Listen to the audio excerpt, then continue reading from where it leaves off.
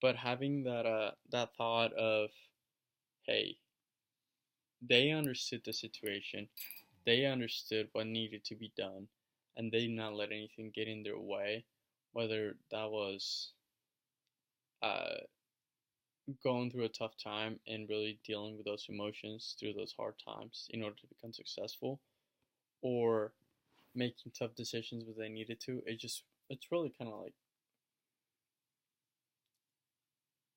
I don't know. It really just kind of like happens a lot more than you think in the movies, and it can really help somebody out because you can relate to them, one way or another. If you see yourself as the next, I don't know, Superman, whatnot, Spider Man. Right. So pillar number four, uh, it is relationship management, and relationship management is not really what a lot of people will consider like what is it, damage control.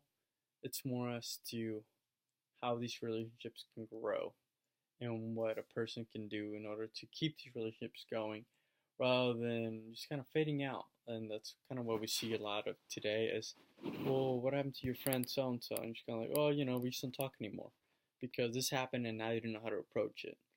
And relationship management really just kind of tries to kind of help somebody with that, try to deal with those problems. For me especially is because I take relationships with my peers and my friends really serious because those are, I've taken the time to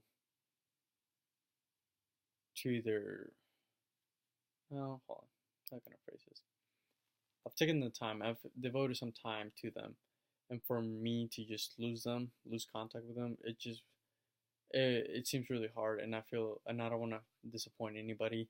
That it was just like a momentary interaction with somebody. I'd want them to be like they can come up to me whenever they want to. So that's just why I really dig it. All right. So strategy number one will be acknowledge the other person's feelings. So in the book, is describe it as to, rather than asking somebody like, "Hey, how's it going?" "Oh, I'm good," and leave it on the side, is really like get them to be engaged with their own emotions as well. So, hey, are you doing all right? I saw this, and for them to will click in their head like, hey, he's paying attention to me. That means he cares, or somebody's noticing. Maybe I really need to talk about this, and really starts the conversation for other people to open it up to you. And it's really important to be there for somebody because there are some battles that people cannot face by themselves. And it's one of those that you never want to put in the back of your head like, hey, what if I would have done this? Maybe they would have done this instead. So, and that's really important whenever, it's very tough for in the work environment because you're at work because you're trying to make a living. You're not there to make friends. But those people you see every day, and there's a level of understanding and respect that people should have between one another. And part of that understanding is, they're people too. They're going through some stuff as well, and to be able to kind of, instead of seeing them just as a employee or a supervisor, whomever they may be, put them as a person going through things can really just open up so many doors. And not even doors, they might be opening up more opportunities for help and really just, I don't know, better way to live.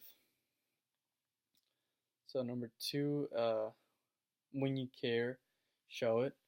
Many times we hear somebody say, or even yourself, like, "Oh man, I really feel bad for so and so because of this. Hey, what happened to so and so? It's kind of sad." And but you never do anything about it. Uh, my personal experience, one of my friends in high school, mom just passed away.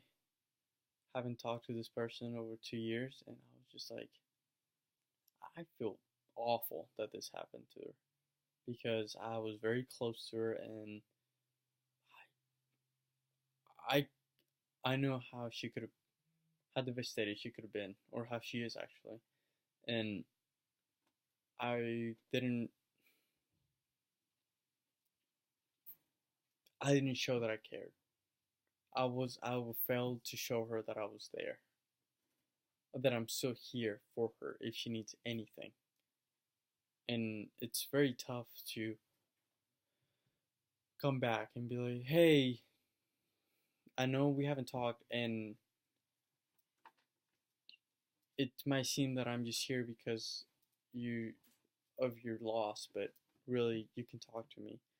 And they might take it, they might not, and it's something that I even myself that I'm struggling with because I cherish that friendships a lot because we had a lot of moments together, and we had so many classes together that we became really good friends. So I feel ashamed that I wasn't able to reach out as fast as I should have. But it's one of those things that, again, when you care, you have to show it because it might be too late, and you never want to be too late, really. Um, so my last one, tackle tough conversation.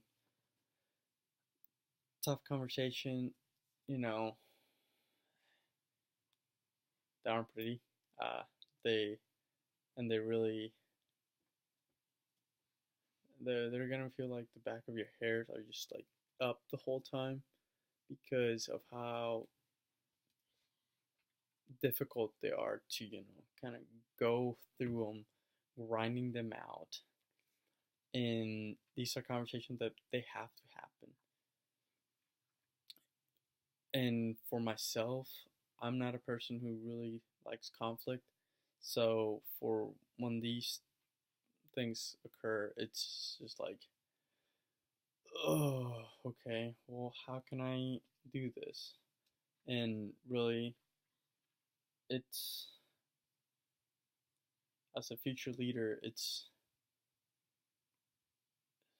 there are going to be lives that are going to be depending on you, whether that's overseas or at home.